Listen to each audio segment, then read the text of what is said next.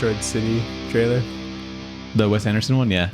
Yeah, it looks good. I was like, oh my God, I didn't know I needed this. Like a sci-fi movie from him. Whenever a new Wes Anderson trailer comes out, I'm like, oh yeah, this guy just makes the best films. You didn't see the last one, dude. Don't even act like that. But like, come on. We should go see this one in June. I can't believe it's going to be so in soon. June. Yeah, it's like around the corner. Because the last one, well, I guess didn't they like get delayed or something because of COVID? I can't remember. I think that's why I fell off. But yeah, looks pretty still cool. A good movie. Stacked cast. It's like pretty good. It's not my favorite from his, but it's still like interesting. Yeah, this one, has Tom Hanks ever been in one? I don't think so, right? I don't think so. Mm-hmm. Has ScarJo ever been in one? Yeah. Which one? No. Exactly. Well, she might have been in Mr. Fox. She was Mr. Fox. Yeah, that's what it was. That doesn't count though. Yeah, it does. Does it? Yeah, George Clooney was there. And then I like how there's like this stack of casts and like 15 down, like Steve Carell. I know. He must not play a huge role. Yeah, right? But still, like after all the people that are in there, that's he's insane. like That's the furthest he's ever been down on like a cast list. He's basically an extra in 20 years. Yeah, pretty much. I just wish I could live in a universe that's just like a Wes Anderson set, but like all of his movies just kind of together. Yeah, like, dude, the coloring on it looks incredible. You go to Asteroid City and then you can go up to the mountains to the Grand Budapest Hotel, and like there's like a Wes Anderson map. Yeah, of like exactly. Shit. You can go to Japan and it's like the Isle of Dogs and your stop motion. Yeah. That'd be a fucking sick like open world game. Oh, dude, it would be. Just to look around. Or imagine his like final movie is just one character going through all of his movies and it like turns into stop motion in certain areas. That'd be something and weird. But yeah, it looks really good. Well, all we need is that Wes Anderson horror movie, and then he's got the gauntlet of like genre movies. I would love a Wes Anderson horror movie. All of the like quick that, pans like to like somebody just skit. standing there and then blood just gets like it's like yeah.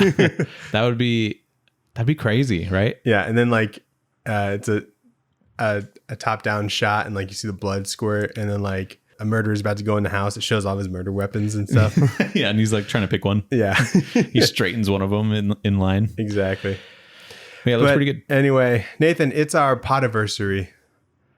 When this episode comes out, it'll be our podiversary. Really? 3 years. Didn't we start in March? That's what I thought, but it was we didn't post it until April, huh? It came out like April 7th, yeah. 3 years. Yeah. We're still going strong. Definitely. So many trades we still have to read. I know. I feel like... And we're not stopping until they're all read. Yep, all of them. We need the comics industry to crash so that we can catch up. But we don't want that. But it might happen, Daniel. But that's going to be shown in the news. We need all the like series that are currently going on to keep going so that there's no new number one volumes. Yeah, true. So that'll help. Everything needs to be ongoing. I don't want any of this dumb DC shit that's been going on. I saw a thread, dude. I saw a thread this last week, and it was all of the new 52 titles that made it to 52. And there was a lot more than I thought. There's like 10 different series that went to 52 like issues. Yeah. And I was like, that would never happen like nowadays, unless it's Dawn of DC stuff is going pretty well. Or it goes pretty well for them. But I was just thinking like nothing would hit 52 now. It's really just like the Trinity stuff, and then like Green Lantern, teams. Flash. You know, those ones did, and then Grifter didn't make it. Nope, Grifter couldn't make it. Made it to like 4, I think. I can't remember. Or like that Frankenstein team. You remember that one? Wasn't it I Frankenstein or something? Yeah, something like that. But yeah, there's like tons of titles that got canceled. That's cool. Yeah. Anyway, we got time codes in the description, and we start with our news.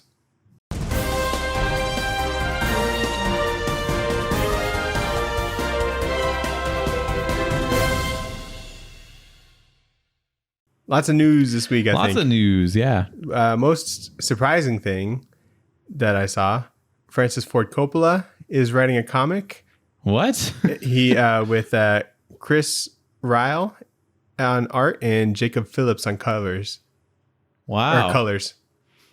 What is it called? What's it called? Did you say? It's called Megalopolis. Megalopolis. Mm-hmm. Okay. Do you know what movies Francis Ford Coppola has directed? Sure. The Godfather movies. Yep. For one. Apocalypse Now. Mm-hmm. So things like that. So And now he's doing a comic. And he's like 1,000,000 years old. Yeah. Maybe he's like, I can't do movies no more. I don't know if he's been working on anything lately, but Daniel, big news. Let's hear it. An action RPG game is being developed based on TMNT The Last Ronin.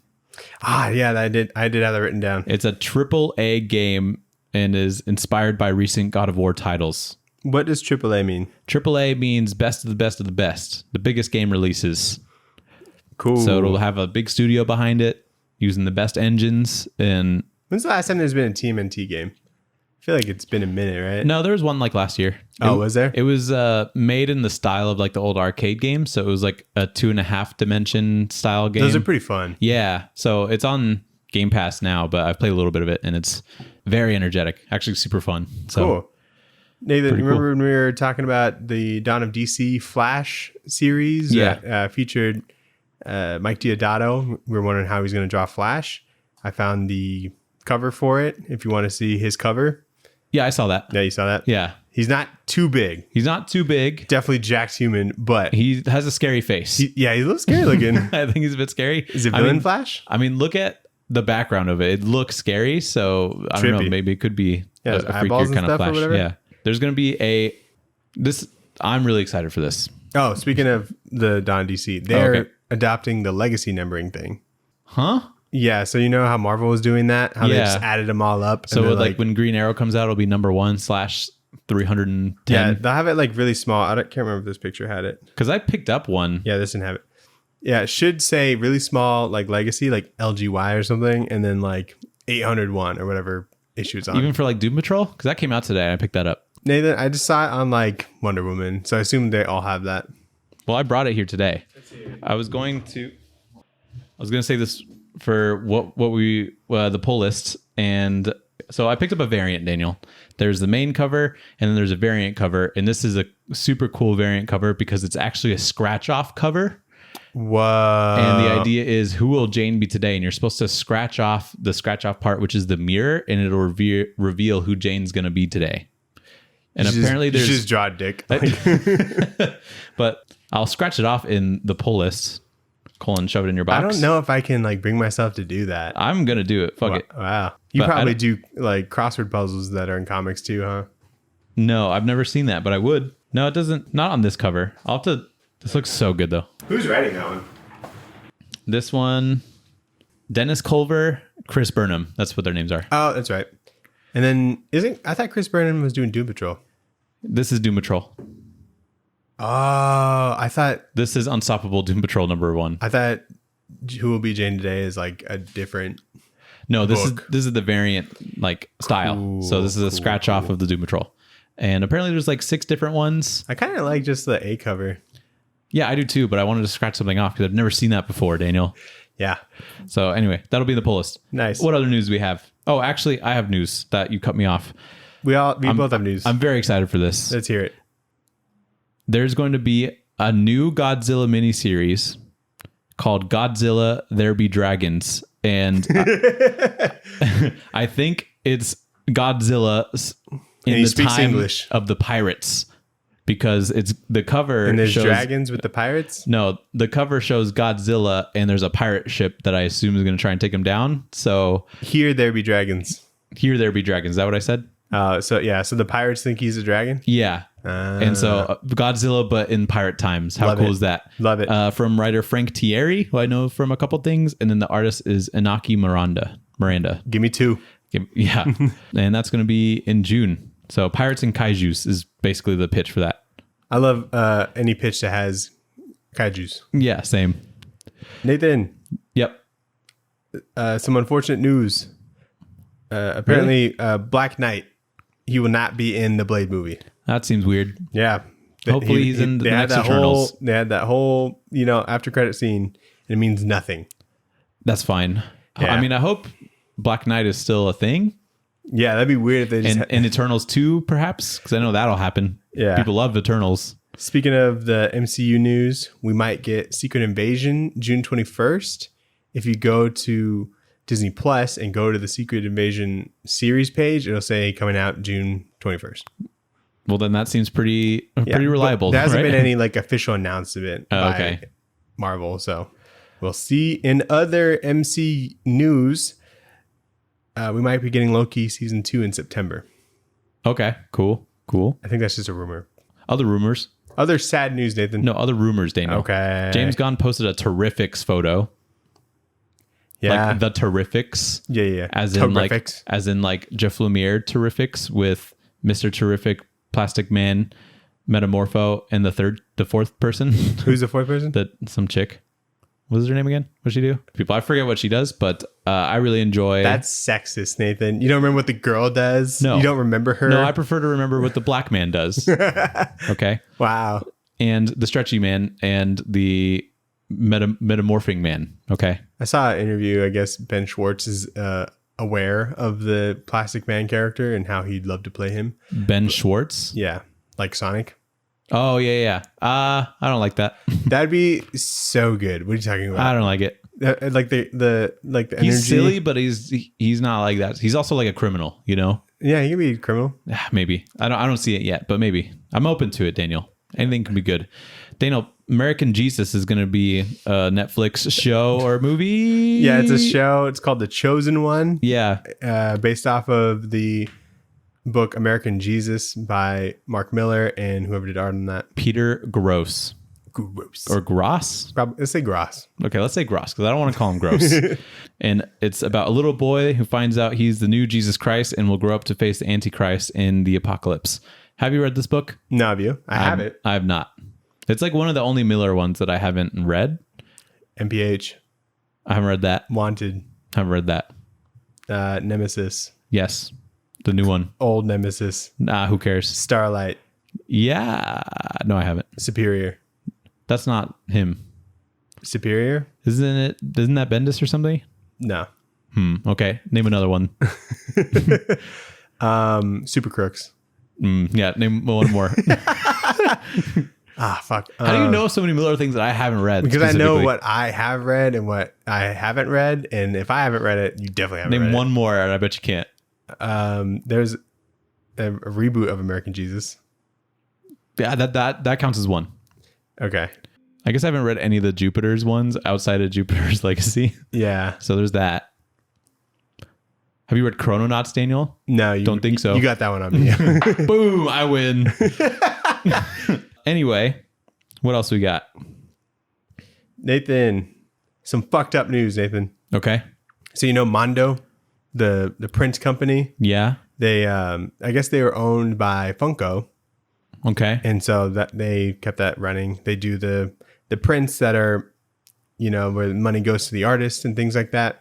It's a very positive thing, very good if you want like some of their artwork and whatnot. Yeah. Funko laid off most of their staff this week. Is that where you got your Silver Surfer thing? Yes. And they do a lot of really cool fucking shit. Like they'll do like exclusive like vinyl pressings with like special covers for vinyls and stuff. They'll do like toys, which are really sick. So all kinds of really cool like niche collectibles and stuff. And that have proceeds that go to the artists? Yeah. Like Francisco Brincavilla. How much did you pay for that Silver Surfer black one? $60. That sounds about right. Yeah. And then like a portion of that will go to trad. Yeah. That's cool. Right. I'll have to do that more. Yeah, we got to keep them in business. Yeah, I'll have to spend some money there. But don't buy any Funkos. Yeah, they're bad. Daniel, Jonathan Hickman on a new Marvel series. Let's go. So I'm also cautiously I haven't optimistic. read his last 2 or 3 things, I'm pretty sure. Jonathan Hickman and Valerio Schiti or Shitty. It's Shitty. Shitty? Okay. Yeah. On Gods. It's just what it's called. But it's like acronymized. So GODS. Yeah. Okay. To build a new Marvel mythology overflowing with concepts, intricate systems, and new characters. Jonathan said, when I came back to Marvel a few years ago, I wrote 2 series Bibles. The first one was House of X, and the other one was Gods. To say that I'm excited to finally be able to share this story with everyone is a massive understatement. Gods takes place in its own special corner of the Marvel Universe, and the cracks that lie in the intersection of science and magic. Damn, and it's supposed to, overhaul a bit of the cosmic side of Marvel, which I can't imagine I'll be able to follow very easily. So our brains are going to melt out of our ears. Yeah, I'm going to give it a shot, and then I'm going to be too dumb to read it. This will be like his most difficult project to read yet. 100%. especially at Marvel. You thought Secret Wars was a little weird? Don't think so. That was a grounded version of that. Yeah. Yeah, literally. Yeah. So that's cool. Also, news that dropped today, Disney has laid off Ike Perlmutter, who is the chairman of Marvel Entertainment, not Marvel Studios. Marvel Entertainment did everything else Marvel related, including comics. And so now Marvel Entertainment is going to be a subsidiary of other Disney ran departments. And some comic people think that this will change things potentially. So for comics. So probably similar to how DC was acquired by AT&T and then sold off to some other thing, I think. Discover. Yes, thank you. Apparently that affected the comics in some way. Remember they were trying to go and do like... There's a lot of layoffs there too. There was a lot of layoffs. And then they were trying to do... What were they trying to do? What was it called? It was called like 5G. Is that what it was? I don't know. They were trying to do this initiative called 5G, and apparently it was so super bad, and then they didn't end up going through with it. But there was like still some weird changes that happened around there. I don't know. That's just a thing I've read into.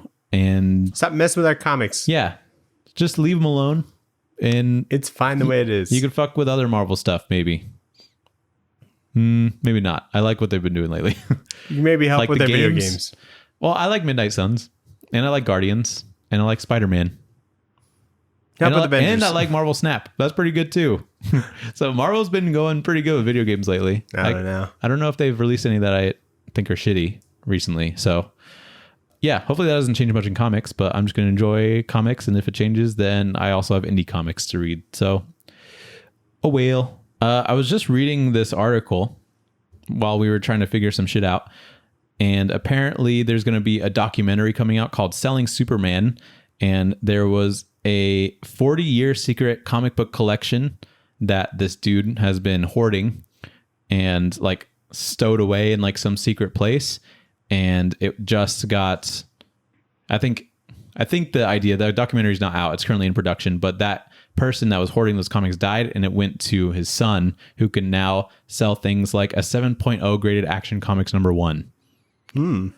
Millions of dollars. On top of that, Iron Man, maybe tons of other comics that maybe surely a couple $100,000. Yeah, but big collection. So I think documentaries I know he didn't like mean to die, but like if he meant to like pass it down, or if he meant to, sell. Yeah. So there's a summary of it. So there's a 40-year-old hidden family secret that only a few people know about. Darren's father had Asperger's. I don't know why that's relevant. And it led him to collect comic books. Oh, that's why.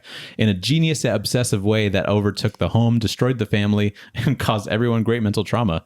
Now, after his father's passing, Darren is left with a holy grail collection of over 300,000 comics, including prized possession of his father, Superman #1 at 7.0, valued at over 3.5 million, making it one of the most valuable comics of all time. Darren is faced with the final adventure of selling Superman, picking up the pieces of his childhood, and rewriting a family legacy. That's a little dramatic, but what a thing to get like on the will or whatever. What is it called? The estate? Yeah, the inheritance or whatever. Yeah. That'd be crazy. Nathan, that's what I'm going to do. I'm going to destroy my family and collect comics. Nathan, you will inherit all of my comic books and collectibles if I die. So it'll be your problem. You don't have a whole lot good here. I'll take those Star Wars Legos you haven't built yet. Wow. You'll just be like, I'm good. I'll pick and choose a few. You'll just leave it with Sarah. Yeah. I could probably take like 20 comics that you have that I don't have. You could probably like just sell the lot, get like $100 maybe. Yeah. I feel like that's probably what it would be. Yeah. Daniel, let's get into the book that we read this week, which was what? It was Southern Bastards. That's right. By Jason Latour. That's pretty much it, I think. Jared K. Fletcher on letters. Oh, what a goat. Dan, what do you think of this book? And it was excellent. I loved it. It was right up my alley. It was exactly what I was looking for. It was exactly what I thought it would be, because just from what I've heard, Mm-hmm.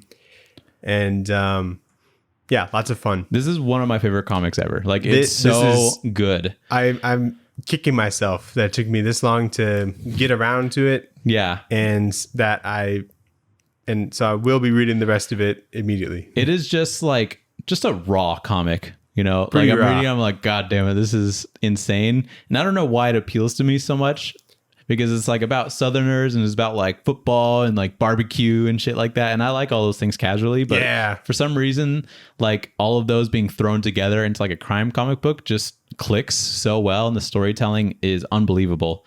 This first trade's only about 100 pages. It's probably the most effective 100 pages I've ever read. Yeah, because the pacing in this was impeccable. Yeah, it's actually insane. And I'm like, how can this even be possible? You know, that like this good of a story is like wrapped up in like 100 pages, and it feels like it feels like it builds tension and it like escalates and like constant like new developments and shit. It's just awesome. Unlike barbecue, it cuts out a lot of fat, you know. There's nothing unnecessary in here. There's no fluff. Yeah. It's just down to the nitty gritty. Yeah. You know, really creative storytelling in here as well. So this dude, I forget his name, but he eats a lot of ribs. He does eat a lot of ribs. We eat ribs like every day for like a week. Our main protagonist, Daniel, of the story, the Luke Skywalker of this saga is Earl Tubb. The best name for Earl. The best name for a Southern character. Earl and Tubb is so funny to me. Absolutely. But it fits so well. And he's like this super like grizzly, like old man. He's got that strong old man physique. Yeah. And yeah, we'll get into it. So he's has to go back to his southern hometown of Craw County in Alabama to clear out and sell his childhood home, while his uncle, who was living there at the time, is transferred to a nursing home. So he has to like pack up the house and sell it pretty much. And I love the start of this book because it's the very first page, and it's just a dog like taking a shit on like the side of the road. Yeah. And I'm like, wow, what a way to start a book. How long did it take them to like figure out this is how we're going to start this book? They knew from the start. What did you think? You saw this first page and you're like, what's your impression? So he's right next to the road. I'm like, I hope this dog doesn't get hit. Yeah, that's true. And then I was like, he looks pretty scared when he's barking. There's a lot of red in this book. Dude, yeah. And I really love there's this dog that's like a character kind of.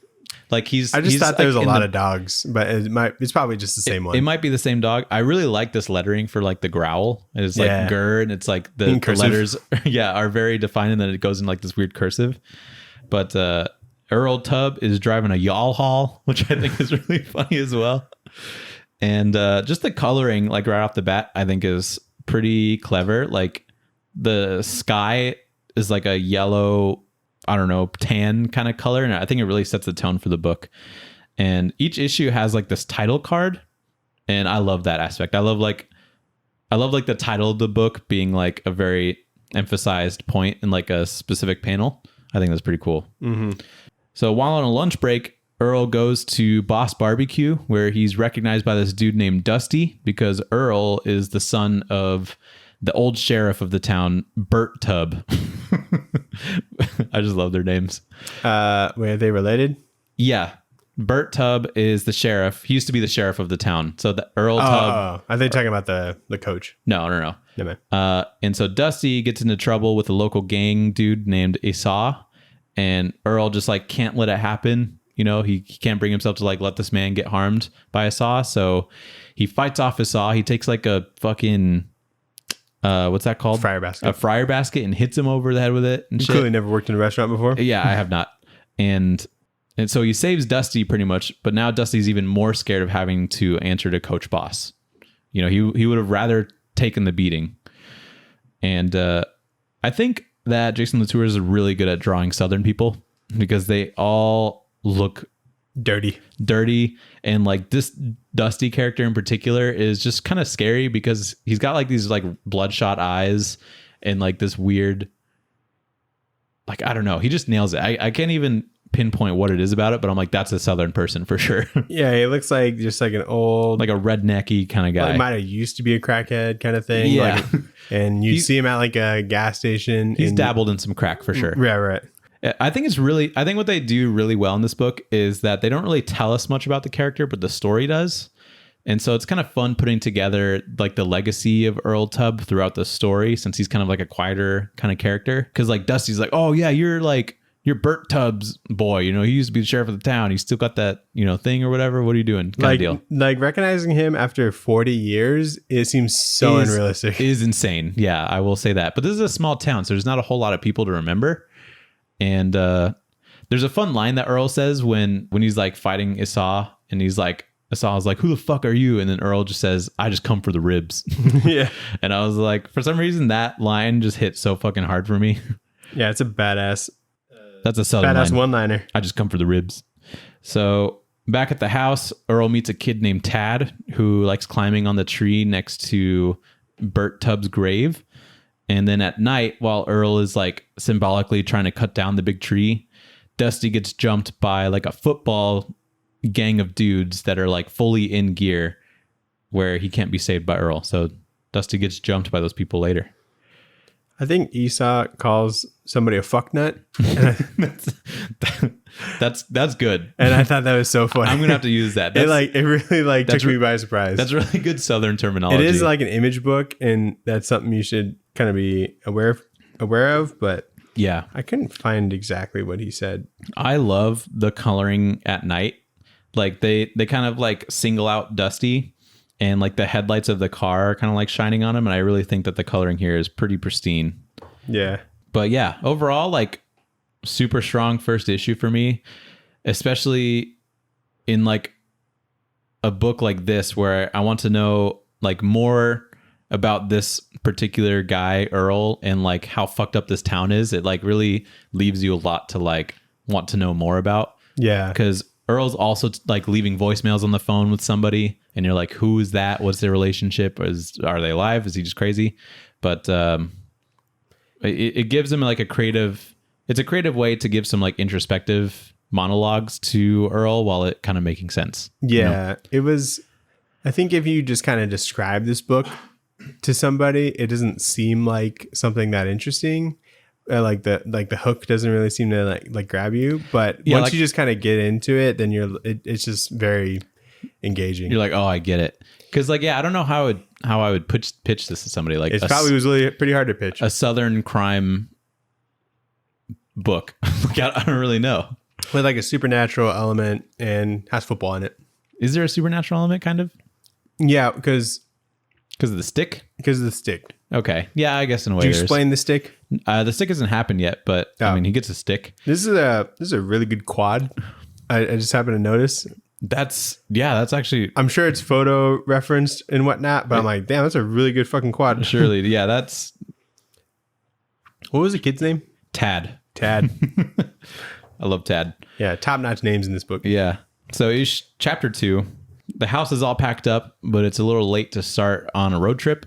So Earl goes to see the Crawl County Rebs for the football game. That is a fantastic name. I love that for name. A football team. And like on the trucks, they like spray paint like "Run 'em Rebs," and I think that's so funny. Yeah. And Tad sees Earl and tells him a little bit about Coach Boss and who that guy is. But the game is interrupted by Dusty, who's beat to hell, and he's asking for like Coach Boss's forgiveness. Mm-hmm. He walks onto the field right in the middle of play. He's like all bloody. He gets tackled by one of the guys. And can I just say that like the energy of like this football game is so fucking good. Yeah. Like it's like manga levels of like appreciation for like something a specific. Very specific thing. Yeah. That's like what I was thinking of. Cause like we see a double page spread and it's like of like the line. What do you call that? Like right before play starts. Yeah, I guess. But like right before they started playing, it's just the two teams and it's a very wide shot. And like the crowd is like, fucking kill him. Like, do all that. Like, they're all like super into it. And like they would be in the South too, because like that energy is just, I don't know, it's so good. But all the football players are like ready to kill. And even the quarterback for the other team is like, oh, fuck, I'm about to die. Scared shitless. Yeah. A few things. I didn't really know that there were like any comics that had football in them, like at all. Like I've tried just Googling like football comics, and nothing really comes up. And so I was really happy to see that this existed. And then also like Jason Aaron did it. It was through Image, things like that. I'm like, oh, so many pluses here. And so really speaks to a specific interest of mine. Yeah. And like even just in the middle of the play, seeing like all the commotion and shit that's like going on, it's just really fun to like to watch. And I wish that there was like even more football stuff that happened in this. And there is, like in later trades. Yeah. But yeah, Jason Latour like nails this for sure. Nathan, pop quiz. Okay. The Rebs are on defense. They're saying screen, watch the screen. Do you know what a screen is? Screen is when someone goes around the outside and tries to get the quarterback. No, it's a edge rush. Okay, what's a screen? So screen is like you're set up on the line and you got your receivers over there. As soon as you hike the ball, you throw it straight to the receiver. You don't let them run a route. You just give it to them right away. Okay, gotcha. I don't think it's very effective, but it works sometimes. Yeah. Just because like you see the guy throw the ball straight to him and you have the corner like right there. So Right. It doesn't seem like something that could work out. Are they able to run up to him like past the line of scrimmage as soon as the play starts? Or? Yeah. Oh, okay. So it seems kind of sketchy, but you have to almost like catch them off guard or hopefully they like fall back or something. Or yeah, I assume you'd have to like play a lot of passing plays where they're going pretty deep in order to like for something like that to work. Right.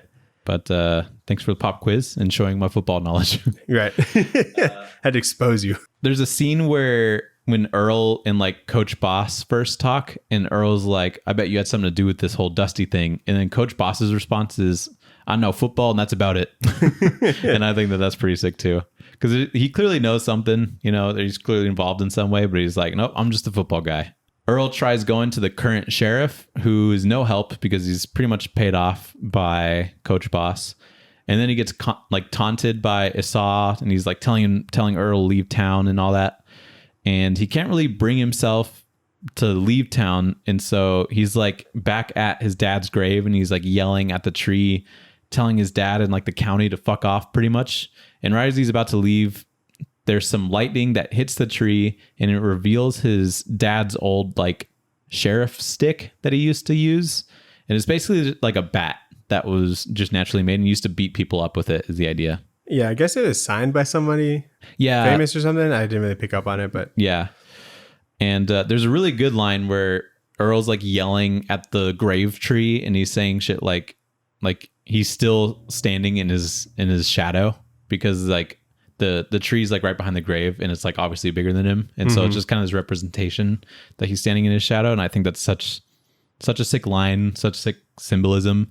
And then he ends up using the stick that was somehow in this tree, you know? Yeah. Or maybe it was just a different stick, but of the same relative size. Yeah, because he was buried with the bat. And so he assumed that a tree grew from it, I guess, out of the casket and made a tree. Doesn't matter to me. So very there's much. a tree on top of his dad right now. Yeah, pretty much.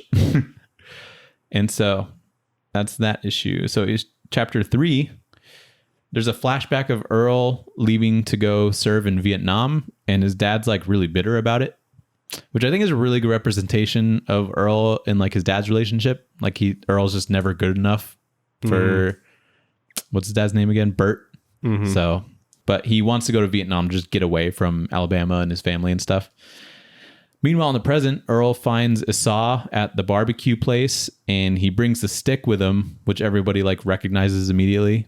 And then he confronts him about Dusty, then beats Issa up, saying that he'll just be at this restaurant every day until he gets to talk to Coach Boss, which is crazy because there's just people eating there. And then all of a sudden someone comes with a big stick and just beats him up. Yeah. There's a title card in this one, which is, I think it's either Earl or Issa just stepping in dog shit. And I think that's a really cool title card.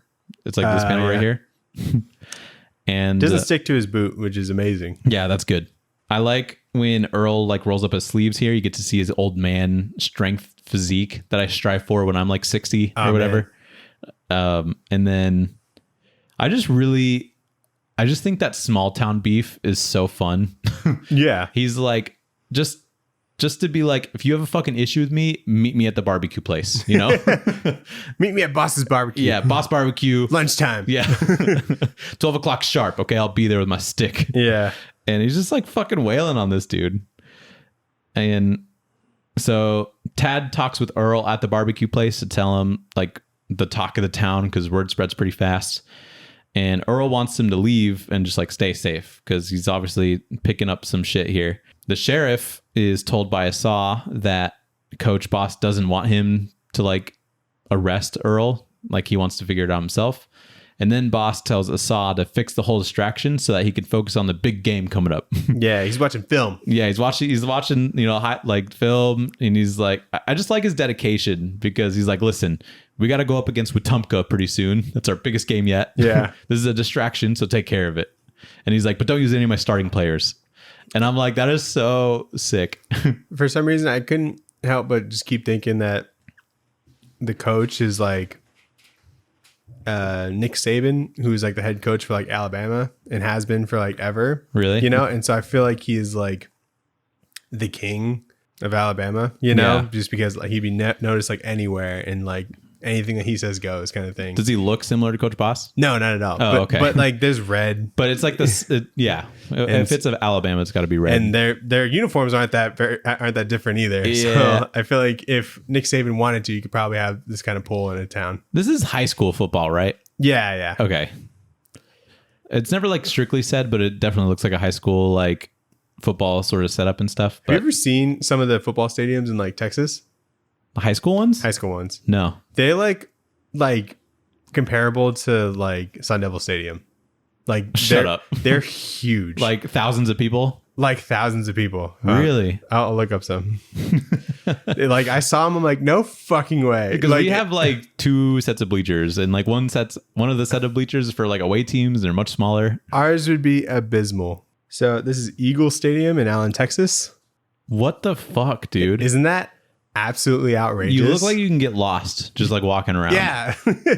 Like that's the thousands funding of people. The funding that goes into high school football in like Texas is like insane. That's unbelievable. And there's like a lot like that. Yeah. We have like just fence, around ours, and then there's like one little, like in our high school, there's just one little building for like concessions. And then that was it. And then you just have two sets of bleachers on either side. Yeah. Like this has like double tiers of like bleachers, basically. That is crazy to me. Wow. And I would fucking love to go to a game. Yeah. I imagine the football culture there is like super huge too then. This stadium, McKinney School District, has a $62 million football stadium. Oh my God. That like right there. That's like a college. Dude. Like I feel like college teams might play there. You know what I mean? What the hell? And it's like strictly football. There's no like track thing that goes around it or anything like that. That's insane. Yeah. So wow. I want to go to a game because now. like I don't know. I just feel like some places like that's all people care about. You know? It's just like because I always thought it was kind of weird here when people are like, "Oh, we're going up against Perry." And I'm like, who cares? Yeah, that's like a normal like high school rivalry kind of thing. Yeah. Well, yeah, that's fine. But it's like the parents would care about it, And I guess their kids were in, I don't know, maybe their kids were in like the school or something like the that, or on the team. Yeah. And so like that's like the furthest extent that I would see that going, But it's crazy. I have a friend who's like an Ohio State fan, and the quarterback from Basha was committed to Ohio State. Wow. So he went to go see him play like football in high school. Yeah. But then I don't know, something happened to where he like committed to some other school. And wow. So, yeah. Wow. That's crazy. So that shit's kind of cool. Cause like I feel like that doesn't happen like a lot in like Arizona. Yeah, Arizona specifically. Right. Like you would hear of a scout coming or something, but it was like once every like couple years maybe. Yeah. So Earl is camping so that he's not in the house because he's kind of painted a target on his back. But Tad is the little kid. He's at the house watching TV there because his mom doesn't let him watch TV. So he's watching TV inside of Earl's house. And Asa and his crew show up to the house and they start beating the shit out of Tad to send a message. Yeah. And one, I like that they use football gear as like armor. I just think that's so sick. Yeah, it just shows that like who they are and like what gang like they're part of, basically. And Tad doesn't deserve this, obviously, but I like this book because for a second it feels like they're not going to go there. They're not going to like beat up this little kid, and then they absolutely do, and it's awful. Like it feels awful. They like bring guns and shit in here too, and so you're like, are they going to fucking kill him? And you just don't know. It's like the perfect cliffhanger, and you're like, God damn, I got to keep reading, Yeah. And so issue 4, well, there's like a flashback of him in like wartime. And then Earl visits Tad at the hospital. He's barely alive, and he probably won't walk again. That's how bad they've beat him up. And so Earl kind of regrets not leaving earlier because that would have meant that Tad would have been okay. And he starts like venting over voicemail again before walking off with his stick to go confront people. So Tad looks pretty beat up. That's hard to look at. Yeah. And it's funny that they want Earl to leave, but then they slash his tires. Yeah. It's like, what are you trying to get me to do here? And like he's using, it's like a U-Haul like as well. He's probably got so many moving charges. Oh yeah. Because I've rented a U-Haul for like a couple hours and it adds up quick. Yeah. Well, this one said $19.99 a day. Oh, that's pretty good. Yeah, killer deal. Well, like it's $19.99 a day, and then it's like the miles. Right. There's like a per mile charge, and it's fuck like you with the miles. It's ridiculous. It's like 70 cents sometimes a mile. Yeah. Ridiculous. So he walks off with his stick. He confronts his saw and his men outside of Boss Barbecue. It's where everybody hangs out apparently, and they get into a big fight. So there's this awesome double page spread. It kind of reminds me of like Invincible in a way, where there's just like a big fight, but there's like a lot of panels in there. Yeah. And it's kind of every like other panel is sprinkled in with like, you know, things that either happen in the book or Earl in like wartime and shit like that. I think it's all the red ones are like flashbacks. Yeah, flashbacks from like a couple different ones. Like there's one in here that's like a guy that was in the stands of like the football game. Yeah. And so like I remember him. But yeah, it's just things that have been happening in the back. The dog is involved in the fight as well. Yeah. I love the lettering for the dog as well. Like when he's barking, it says Ark. Yeah. And I'm like, that's pretty good. And so he's finally... Bark would be too basic. Bark is too basic, but Ark is more like... It's more visceral, yeah, I feel. Dogs don't have lips so they can make the buh sound. Yeah, they don't make the buh. It's just Ark. So he's finally able to walk into Boss Barbecue. He sees Coach Boss eating ribs, and they talk for a bit. And then Earl remembers Boss as a scrawny little kid trying to make the team, and he's getting bullied by like the football team, like seniors and stuff. But Earl was the captain of that, and he's like, I probably could have stopped them, but I didn't because you're a little bitch, basically. And then that starts like their fight where Boss wrestles Earl down. He takes his stick and beats him literally to death with it. And like then stabs him in the face with it. Yeah, stabs him in the face with it. Earl's fucking dead. And then right after that happens, Earl gets a call, which is so heartbreaking. Yeah. To get a call from the person that he's been wanting to talk to so badly for so long. Mm-hmm. And he's killed.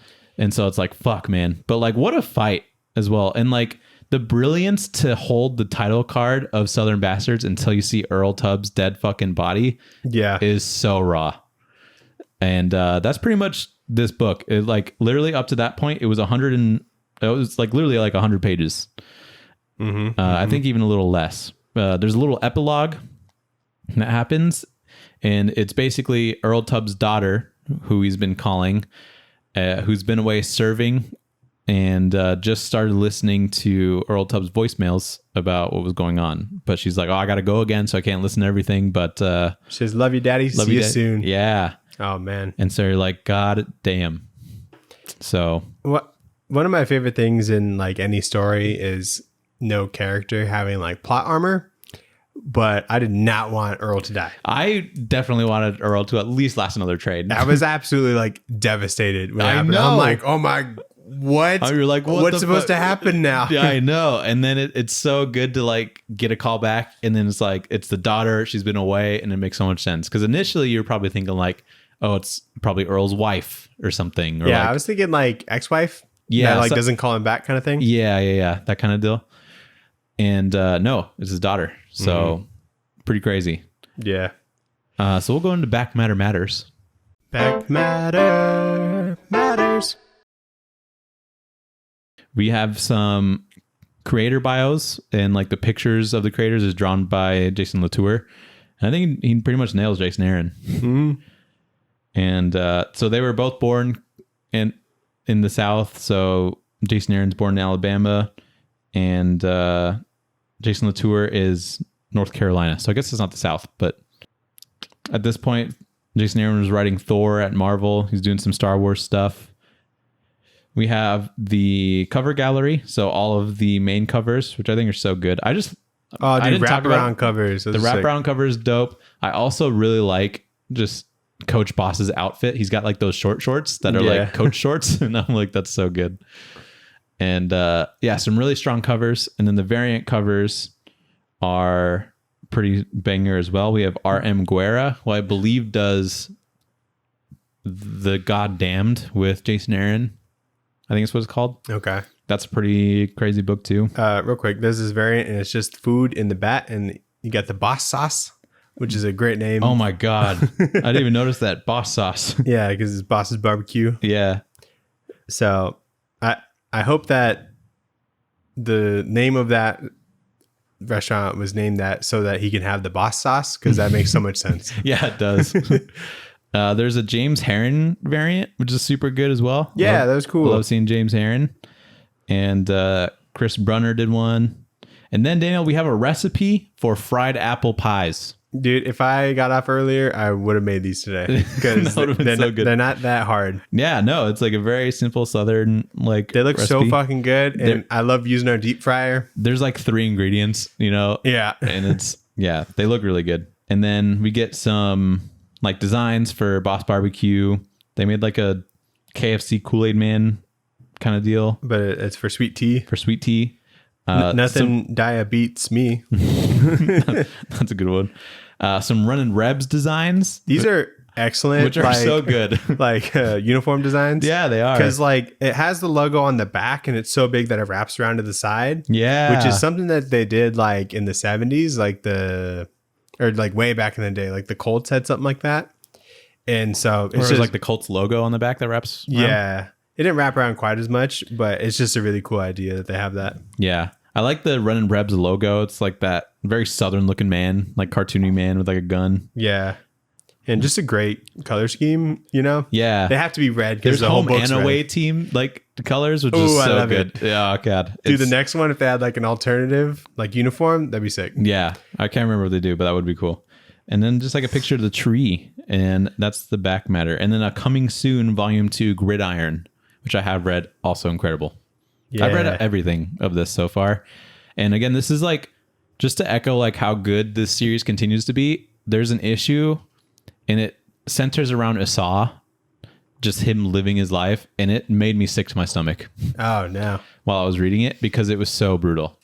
Yeah. So really, really good stuff that have come out of this series. I think it's won some Eisners too, but I'm not sure. But Daniel, what would you rate this book? Nathan, I rate it a brisket sandwich combo. Nice. With spicy barbecue sauce from Big Nate's Barbecue in Mesa, which is probably my favorite barbecue place that I've discovered. Oh, wow. We should go there sometime. Their brisket sandwich like knocked me on my ass. Okay, it was nice. so fucking good. The like seasoning on it was like absolutely insane. It tasted almost like the you've ever had the peppered beef jerky? No. It's like the best beef jerky, like that flavor, I think. But like the brisket tasted like that, and it was amazing. Okay, nice. And so big fan of that one. Yeah, I'm a big fan of this book, so I give it the biggest plate of ribs that you can get. And Daniel, I don't like ribs that much, but I love a brisket sandwich. I love me some good ribs, and these are the kind of ribs where the meat falls right off the bone. You just shake it a little. Yeah, or you can pull it right out, and it's just beautiful. Yeah, okay, it is a sight to behold. Yeah, and for those. I think we should bring this up like every couple episodes, but we rate books based off of like food and like random food sizes instead of just doing like 5 stars or whatever, because you can kind of gauge our energy on the book and how much we like it and stuff. But it's still fun to rate it something. Definitely. So yeah, great book. Definitely go pick it up if you haven't read it. It's like probably the most underrated book. Yeah, I like Image. I'm disgusted with myself because I saw like the title. I'm like, wonder what that's about, and I didn't really think about what it could be. But yeah, a very big sleeper. Yeah, definitely. So let's go into the poll list. Shove it in your box. The poll list, what did you shove in your box? Big week, Daniel. Yeah, kind of. More Jason Aaron. Once Upon a Time at the End of the World came out. Was that 4 or 5? 5. I think I'm caught up other than 5. Or maybe I missed 4, something like that. But I picked that up. Unstoppable Doom Patrol, number 1. Picked that up. The Ambassadors by Mark Miller and Frank Quitely came out as well, which is that's like the big blockbuster like release, I feel like, of this week. Probably. And Gotham City Year 1, number 6 I picked up. Last one in the series. And I'm trying not to pick up a whole lot of number 1s, but I picked up 3. So I picked up the Doom Patrol. I picked up the Ambassadors because you have to, right? And then I also picked up It's Jeff. Are you familiar with It's Jeff? No, I just saw it today. It is a Marvel series that was originally one of their Marvel like Unlimited scroller series. Oh. So just like a couple years ago? Yeah. Maybe even like a year ago. Okay. But it's just about this cute little shark named Jeff. And he like walks around. I think he's Kate's pet, like the girl Hawkeye pet. Oh, okay. I'm not sure what is going on there. Why would Hawkeye have a pet shark? That makes no sense.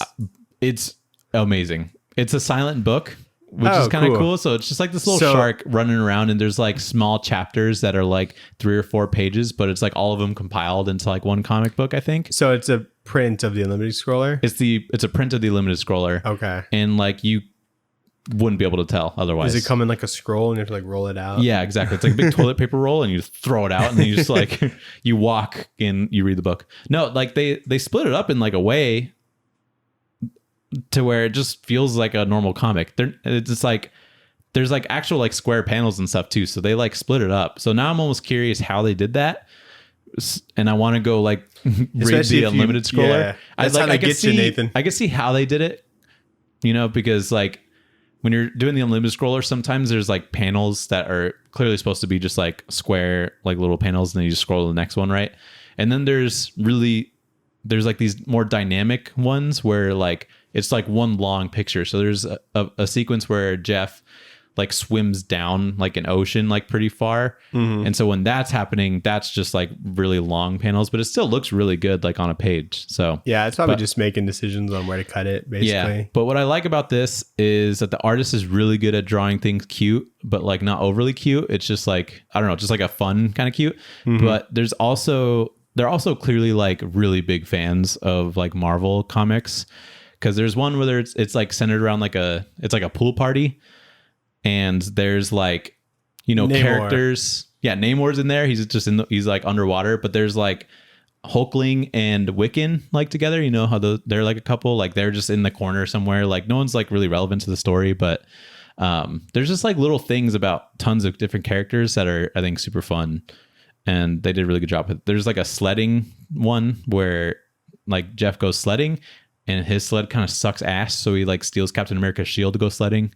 And I thought that was pretty fun. Like, it's just like pretty creative. So I was happy with it. Where are you picking up? Gotham, Doom Patrol, and Ambassadors. Mm-hmm. Did you read anything? I read the Ambassadors. Oh yeah? How is it? It is insane how Frank Quietly stays so good. Right. This is like unbelievable. Really? Yeah. Like he still has it. Like I keep expecting him to like fall off, but he can't. The man keeps climbing. You gotta let him cook, and it's Nathan. Unbelievable. And there's like a couple panels where I'm like, this looks a little off. Then later in the book, there's a reason for it. And I'm like, God damn it. He's playing with my fucking mind, Daniel. Because I'm like, I don't know. Oh, you think I fell off? Yeah, you think I fucked up? No, there's a reason for it. There's a narrative reason for it. And I visually fucked with your mind to put that in your head. His artwork ages like fine wine, Nathan. It does, dude. Like I'm reading the first couple pages and I'm like, what the fuck, man? Like, why doesn't he stop?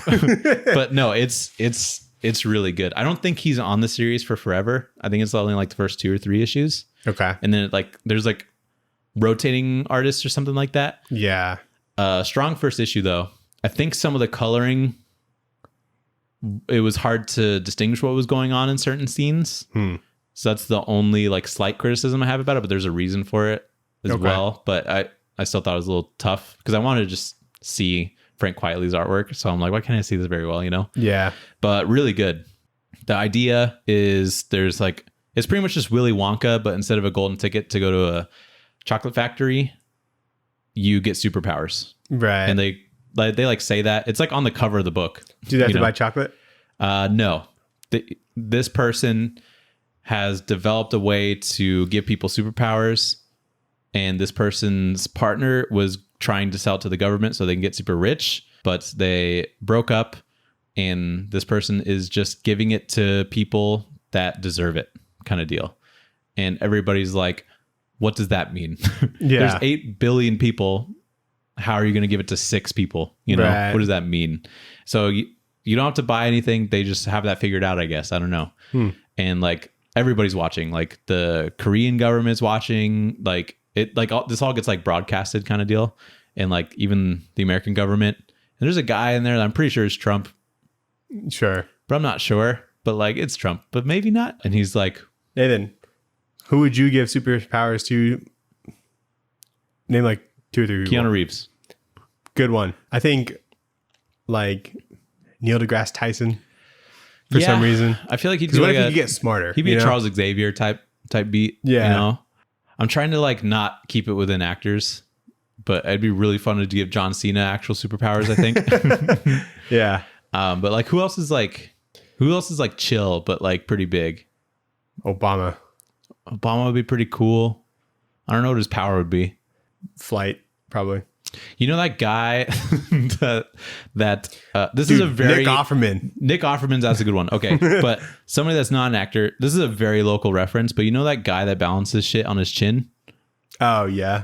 I want him to have superpowers. You know, you ever Look go... up, okay, hold on. For context, people look up what would you Google?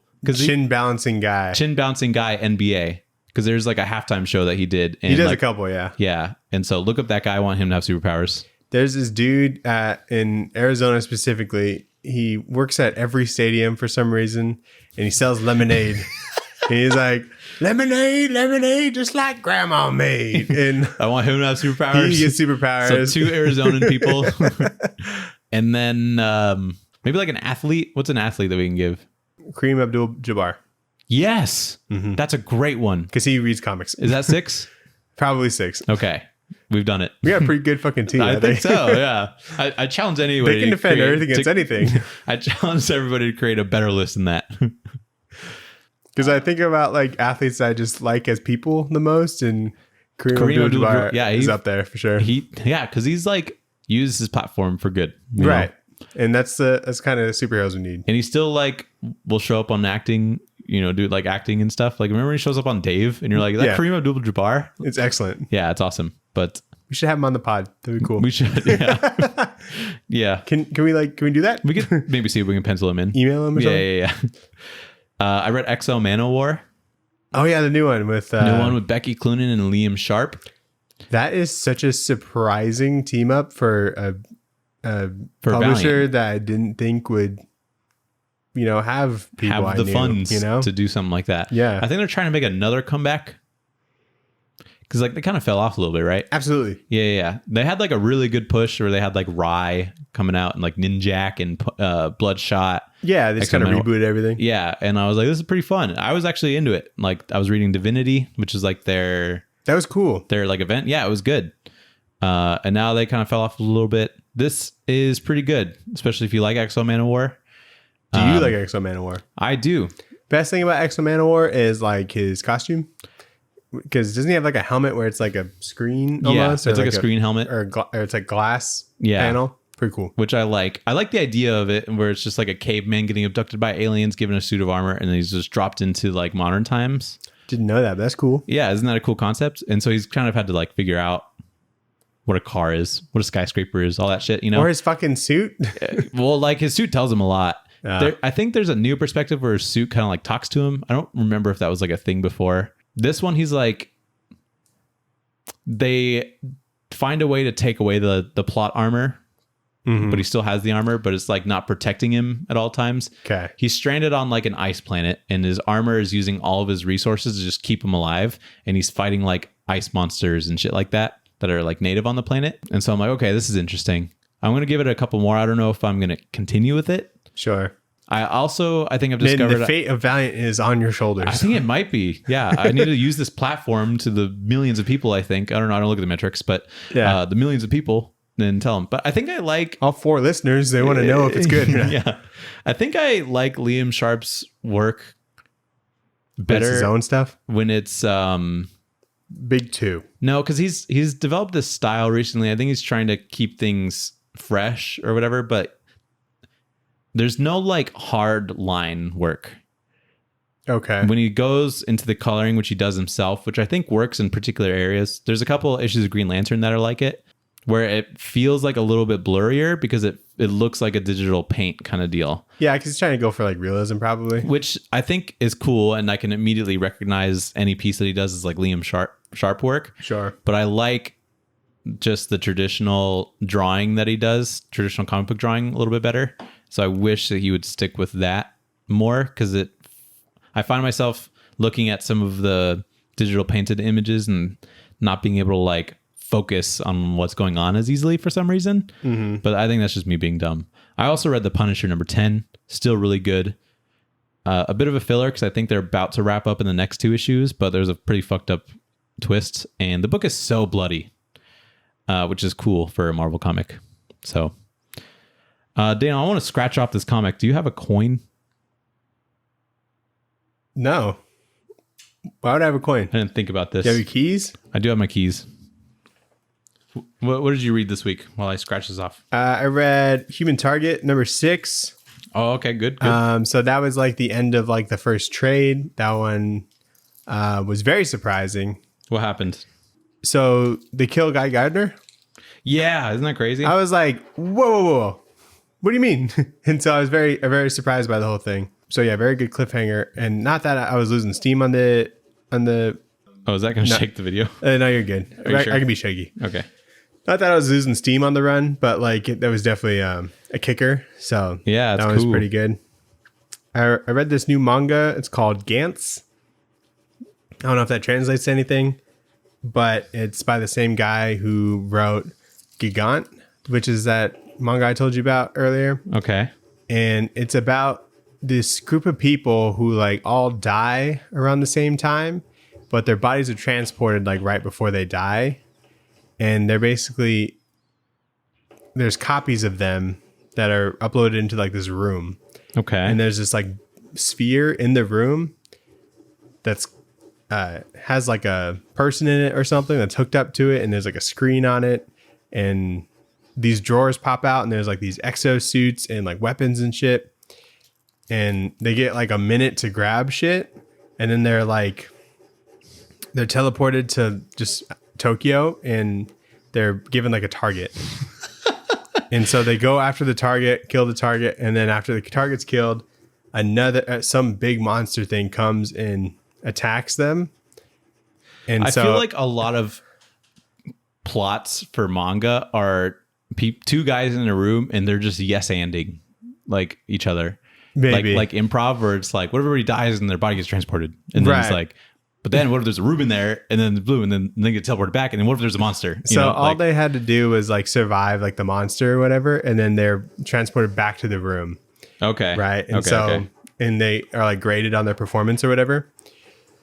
The exosuits do things like, harden certain parts if they're getting attacked, or help them fly and shit like that. And if you like survive long enough, you basically go back to the room and the door and there unlocks and you can just go back to your life. Oh. But when they were fighting the monster, they saw other people just like in Tokyo or whatever, but the people didn't see them. So they're kind of like ghosts. Okay. And so that's as far as I've gotten so far. I got this like omnibus of it. Seems like there's a lot going on in that book. Yeah. And I still don't think I know enough to understand what's going on necessarily, but that's all I could remember really. And that's all I've picked up so far. I had a great time scratching that off. Yeah. Apparently Jane today will be the chainsaw nun, and that's the variant thing that I've gotten. I don't know if you can see this up there, but that's cool. Yeah. Ripping Chainsaw Man.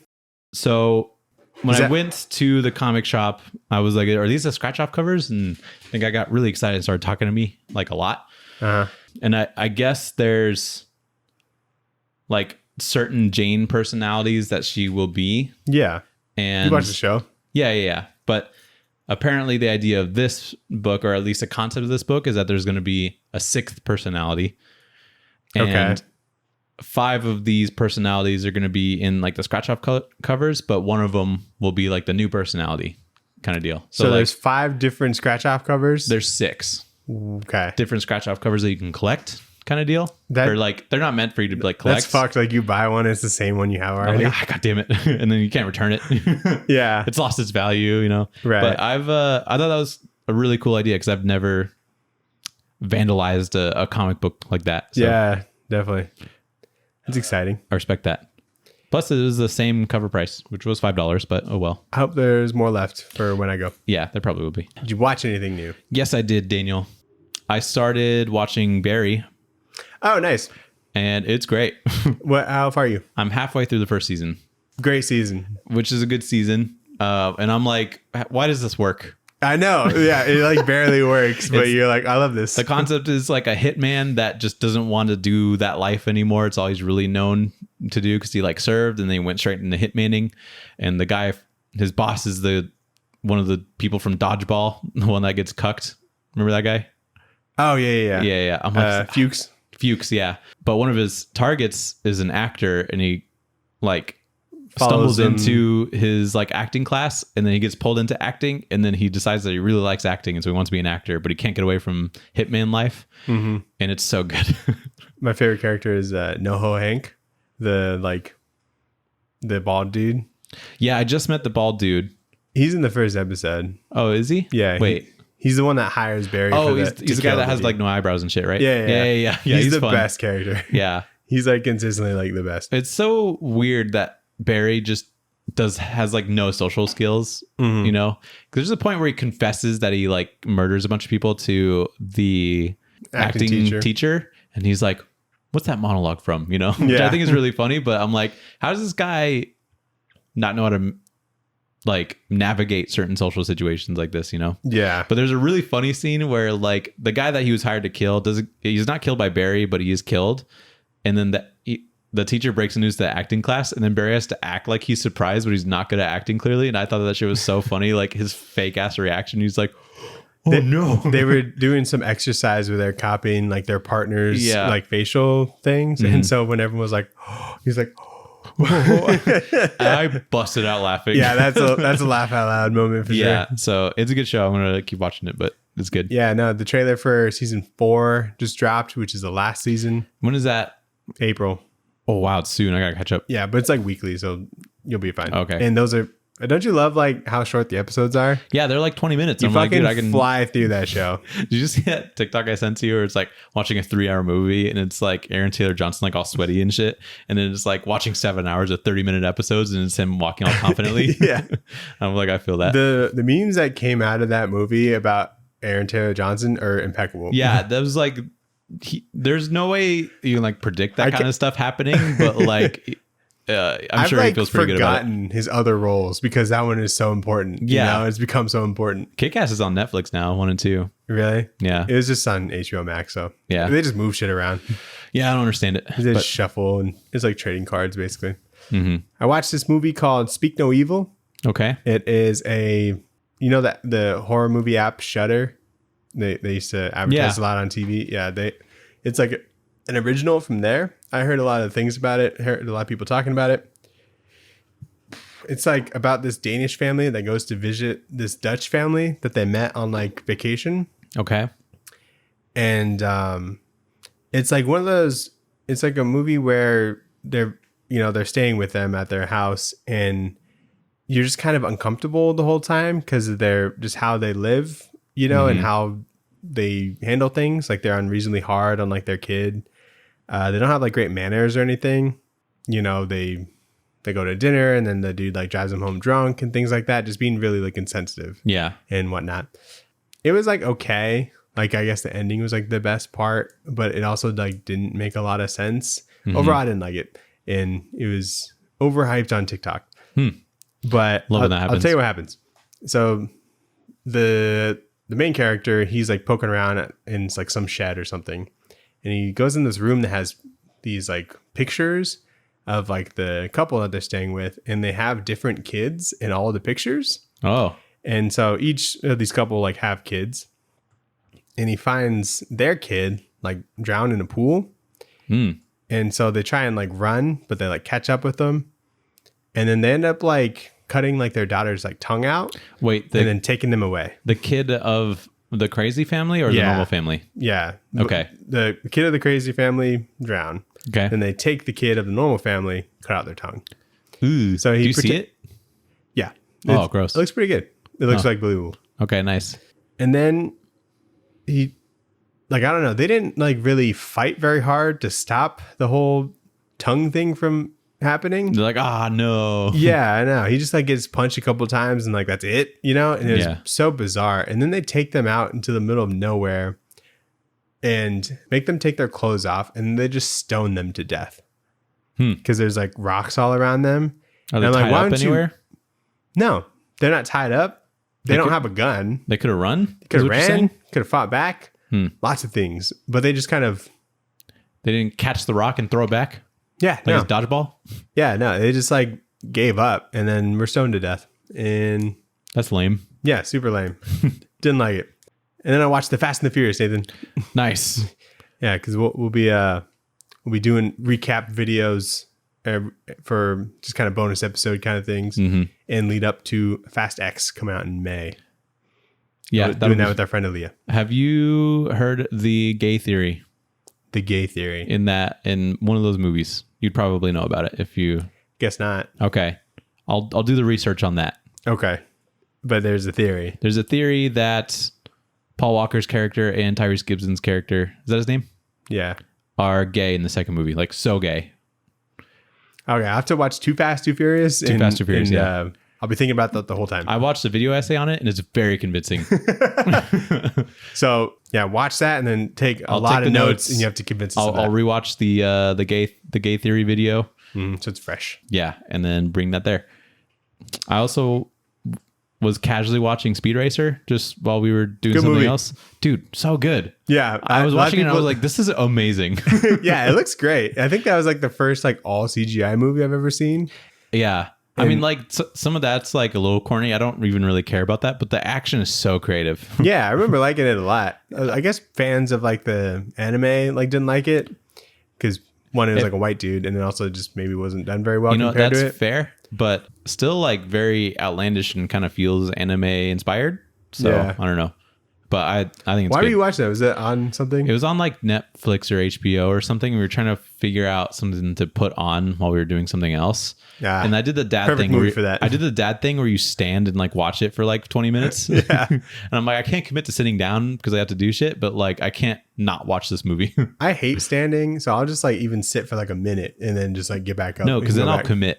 You know, and I'm like, well, I'm not watching this right now. Just like sit on the edge of the couch, you know? That's true.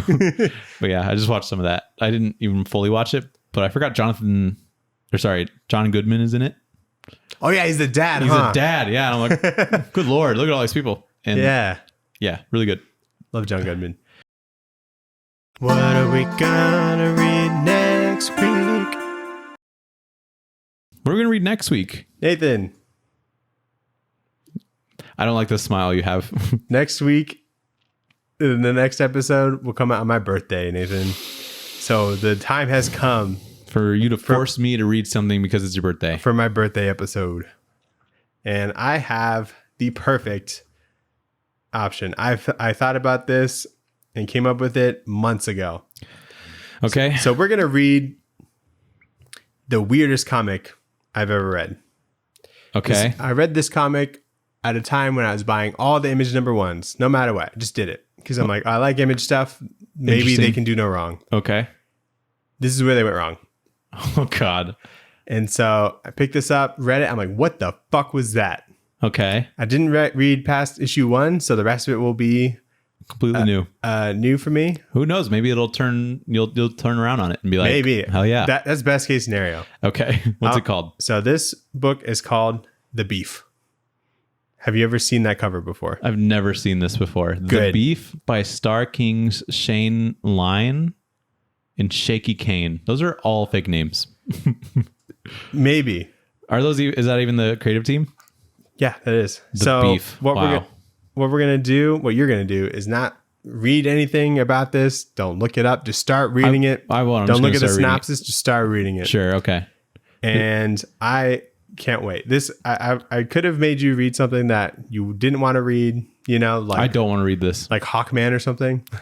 No, I definitely don't want to read. Yeah, you're right. But this is better. I think this will still be fun. Okay. Because it was like you'll appreciate things in this. Okay. But this is like one of the weirdest comics I've ever read. Okay. Sweet. Yeah. So just The Beef. Nathan. I can't believe I haven't heard of it. And it came out 2018. Yeah, I would have seen like most #1s coming out around that time. So that's crazy. So Shaky Kane is like someone in it, but it's Tyler Shaneline and Richard Starkings. I don't know if you've heard of those. No. But it's 117 pages, 5 issues. You can do it. Okay. I'm up to the task. It has no reviews on Comixology. Oh, yeah. Dude, we can be the first reviews. It actually does have some reviews. Oh, okay. I gotcha. I think those are just the Amazon reviews. Okay. I guess you have that to look forward to, listeners. I'm so excited. I'm not, but we'll see what happens. Maybe I will. Maybe it's the greatest book. Yeah. Maybe it just really turns around, or like maybe I didn't understand it at first. Maybe it was just weird at the time in place I was in comics. It could be, ahead of its time. Potentially. Yeah, there are books that I've read where I'm like, this is weird. I don't like this. Right. And then I go back and I'm like, this was great. What was I thinking? Yeah. I remember hopefully it's one of those. I remember the art being pretty good. Yeah. Okay. But Here we go. We're reading The Beef. That'll be fun, hopefully. Alrighty. Thanks everybody for watching and listening. If you're listening, go watch. You can find all of our stuff on our Linktree. Like, follow, subscribe. Yep. You can email us at tradewaiterspod@gmail.com. Tell us if you've read The Beef. Tell us what you think of The Beef. Tell us if you even heard of The Beef. Go read The Beef. And tell us what you think. Indulge with us. 117 pages of beef. And also recommend other things for future episodes. Exactly. And that's it. All right, bye. See you next week. Bye.